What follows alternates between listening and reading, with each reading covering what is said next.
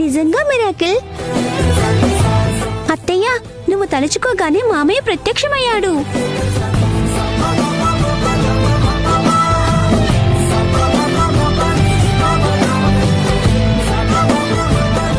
మామయ్యని అత్తయ్య ఎంత ఇష్టపడుతుందో ఇప్పుడు అర్థమైంది.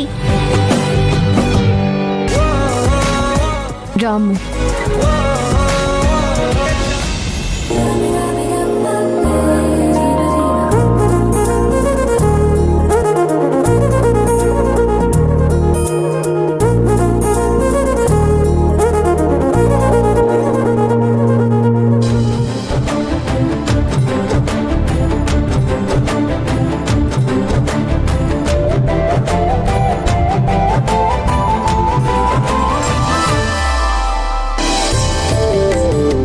కూల్గానే ఉందా? పర్వాలేదా? ఓకేనా? ఓకే. ఏంటి మీ ప్రాబ్లం?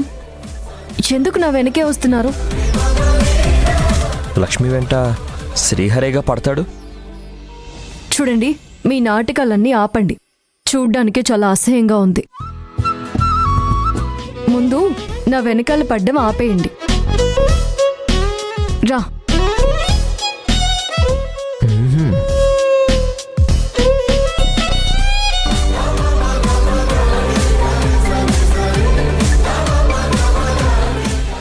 అయ్యో, సారీ చూసుకోలేదు. ఏ బాబు, ఎక్కడికి వెళ్తున్నావు? చూడటానికి మంచివాళ్లా కనిపిస్తున్నావు. ఇలాంటి పని చేయడానికి సిగ్గులేదా? అది కాదండి. ఇందాక ఆ అమ్మాయిని ఇబ్బంది పెట్టావు, ఇప్పుడు నాకు డాష్ ఇచ్చావు. ఇలా ఎంతమంది అమ్మాయిలతో ఆడుకుంటావురా? అయ్యో అమ్మ, మీరు పొరపాటు పడ్డారు. నేను కావాలని చేయలేదండి. అది బై మిస్టేక్ మీకు తగిలాను. చేసిందంతా చేసి బై మిస్టేక్ తగిలిందని చెప్తున్నావా?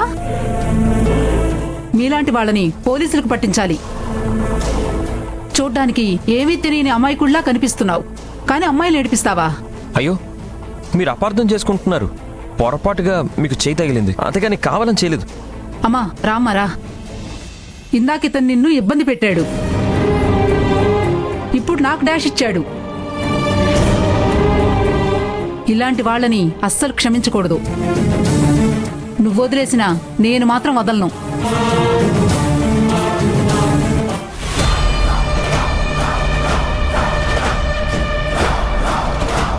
చూడు, నేనేదో కట్టుకథ చెప్పి నా కూతుర్ని చూడకుండా చేశావు, కానీ ఇలా ఎక్కువ రోజులు తప్పించలేవు. నేనేం చేయలేను. ఎవరికి ఏం దక్కాలో అదే దక్కుతుంది. నీ రాతలో నీ కూతురితో కలిసి బ్రతికే యోగ్యత నీకు లేదు. అది సరే, లక్ష్మి నెంబర్ నీ దగ్గరికి ఎలా వచ్చిందో చెప్పలేదు. ఏయ్, నేను అడిగిన 10 లక్షలు ఇవ్వు, తర్వాత నీకు అన్నీ చెప్తాను.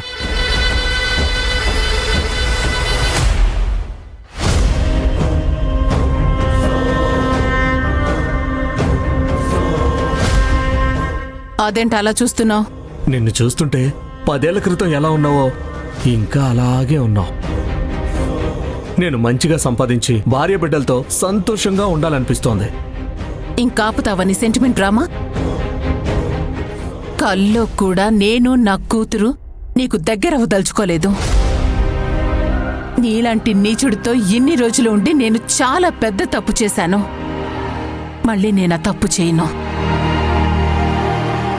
నువ్వు కూడా అంతే హద్దుల్లో ఉండు, లేదంటే పోలీస్ కంప్లైంట్ ఇచ్చి జీవిత ఖైదీగా మారుస్తాను.